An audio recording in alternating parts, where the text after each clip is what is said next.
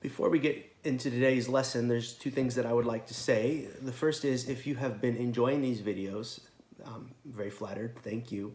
And if you'd like an easier way of being notified when they arrive, you might think about subscribing to my YouTube channel.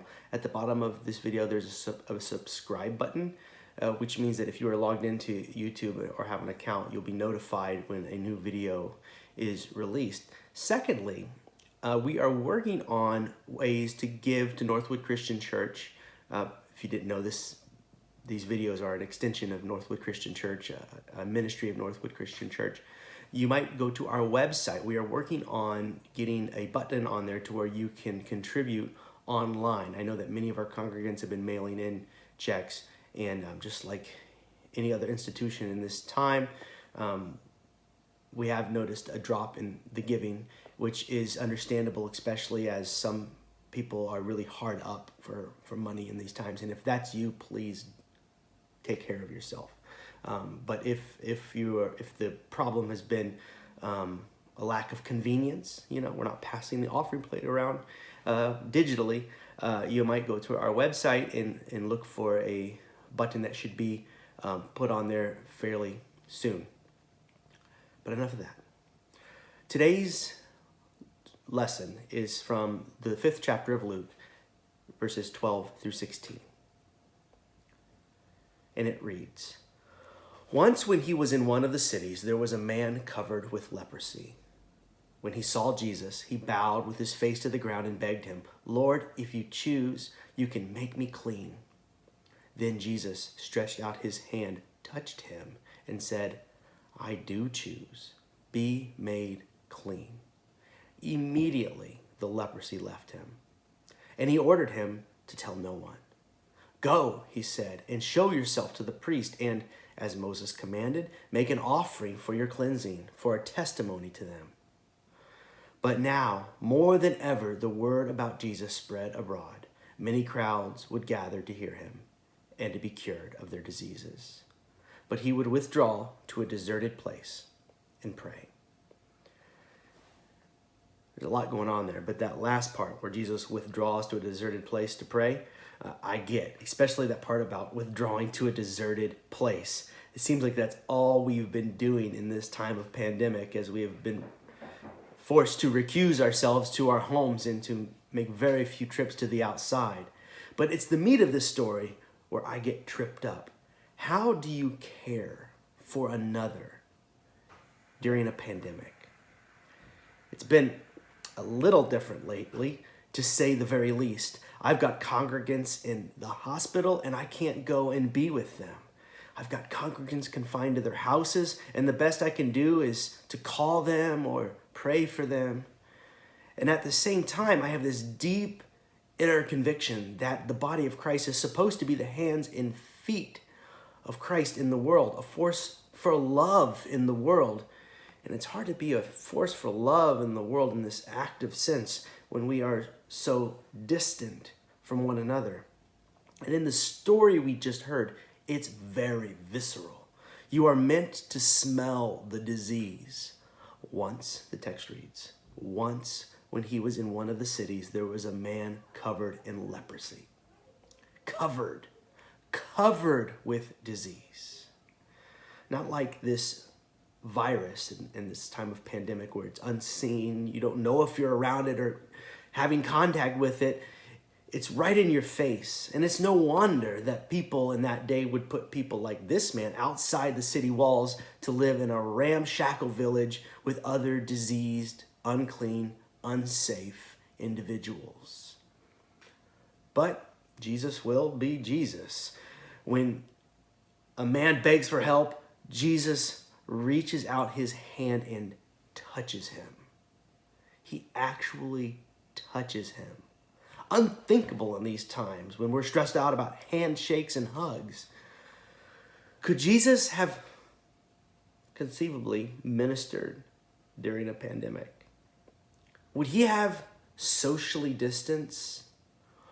Or maybe he'd simply have been above the fray. After all, he is Jesus. But for you and me, how do we care for our neighbor during a pandemic? This is the question that I've wrestled with as a pastor through these times.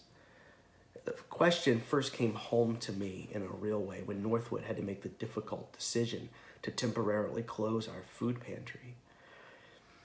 Our food pantry volunteers are almost exclusively a part of the population, especially at risk to the coronavirus. And when it was discovered that some of our volunteers had been in contact with others who had been exposed to the virus, we didn't see any other choice.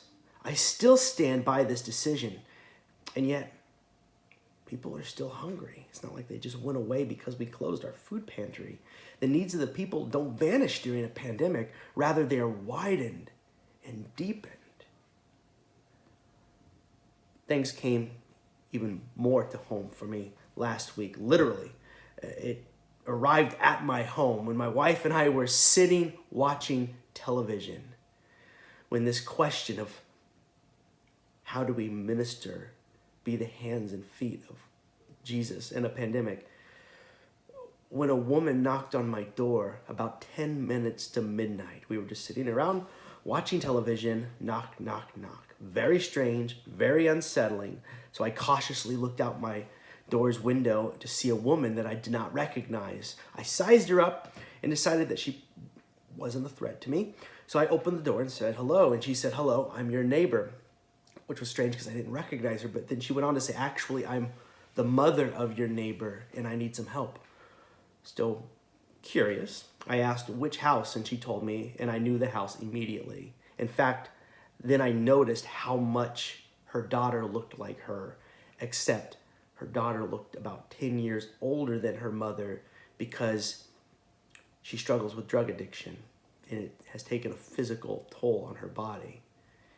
She seems to be aging far beyond her years.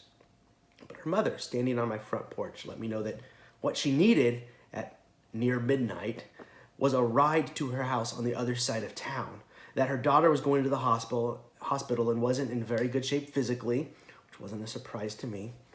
And in the meantime, she was tasked with watching her grandchildren. She just needed a ride home. But the buses had stopped running, not to mention she has COPD, and so walking long distances was a trouble for her. And this fact was borne out by her labored breathing and the inhaler she held in her hand. So I said, okay, I'll see what I can do. She said, thank you. By the way, my name is, and she reached out her hand to shake my hand. And I reflexively took it and gave it a good shake. First handshake that I've given in months. And I did it because, well, reflexes, instinct. But then all of a sudden I'm like, oh my goodness, I just shook a stranger's hand in the midst of a pandemic. And then I began to feel as though my hand were burning. Not really, but I was very aware, hyper aware of the fact that I had just shaken a stranger's hand. Under usual circumstances, I'd have invited her in. But on this night, I asked her to sit on the chair on my front porch, which I felt bad about because it was a fairly chilly night. So I went inside and I immediately went to the sink and I scrubbed my hands thoroughly up to my elbows. Then I doused them with hand sanitizer. Then I sanitized the door handle. And then, only then, after all of that, I opened my ride-hailing app on my phone and sent out a request for a ride. Nothing. No drivers. Which made sense. I wouldn't want to put myself at risk driving strangers around during a pandemic. Then it occurred to me what I was asking the driver to do. And on behalf of myself and the woman, 3 months ago, I'd have offered her a ride myself. Maybe learned some more about her through the course of that car ride, through conversation. Now this was not something I was willing to do, and yet I was asking another stranger to shoulder the load. I was beginning to wonder if I were like those passersby in that story about the Good Samaritan who stepped over the beaten man on the road before the Good Samaritan got to him. Now, I wouldn't have made the same excuses that they did back then. I'd refer the beaten man to the CDC guidelines and various other news articles. So I hope you can feel the tension here. At what point does the scale tip in favor of risk over personal safety? of dangerous action in the name of love, because it's absolutely necessary. And I will make a distinction here between this sort of action I'm talking about and general commerce. The difference between taking a risk to go to the mall, which I think is a risk we should not be taking, and the risk to care for another, which is a risk that I think we sometimes must take. While I was mulling over these things, my phone pinged. I had forgotten that I had hailed a ride on my ride-hailing app over 5 minutes ago. Apparently, there was at least one car driving. And so I opened my door and let the woman know. The ride came. She thanked me. I explained things to the driver, and off they went into the night. Two strangers in close proximity, neither one of them wearing a mask. I went back inside my house and I closed my door and I began to reflect on what had just happened. As a matter of fact, I have not stopped reflecting on what happened that night, and this sermon is an extension of that reflection. How would Jesus serve in these times? What risks would he take upon himself? Would he still touch the leper? How would he balance risk and safety?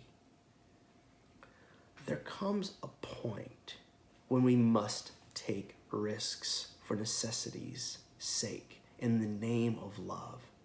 For instance, if that woman had collapsed on my porch, the choice would have become far clearer.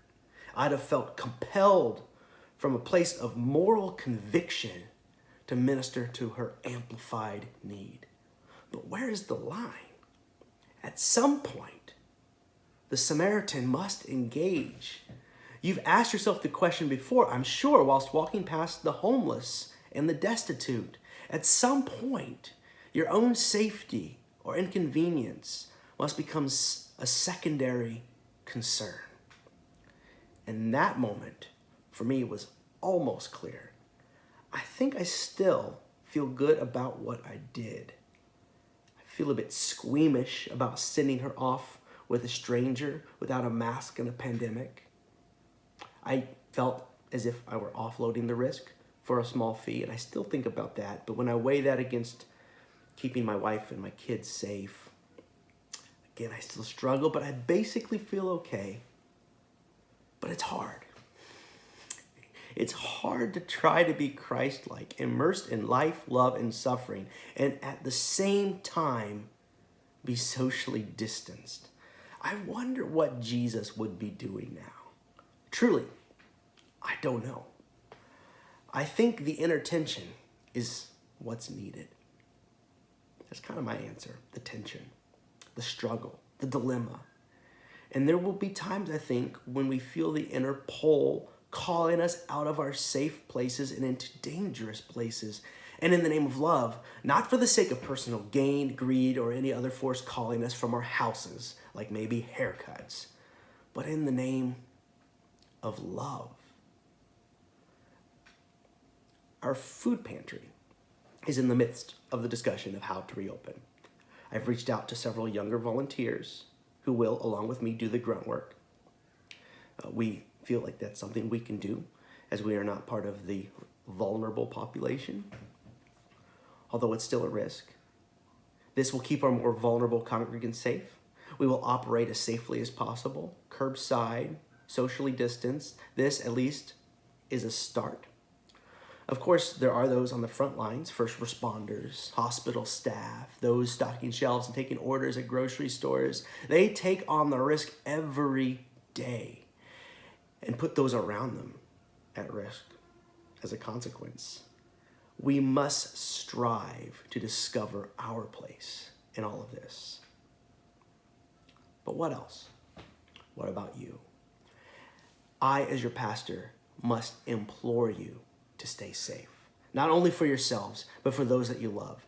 I can imagine Jesus sending his disciples a missive saying, maybe a short note, I'd sure love to eat at your home today, but for now, I must love you by keeping away. But if the people in his hometown were starving, or if there was a woman at his door, What would a socially distant Jesus do? It's hard. Probably we'll be living in this tension for some time.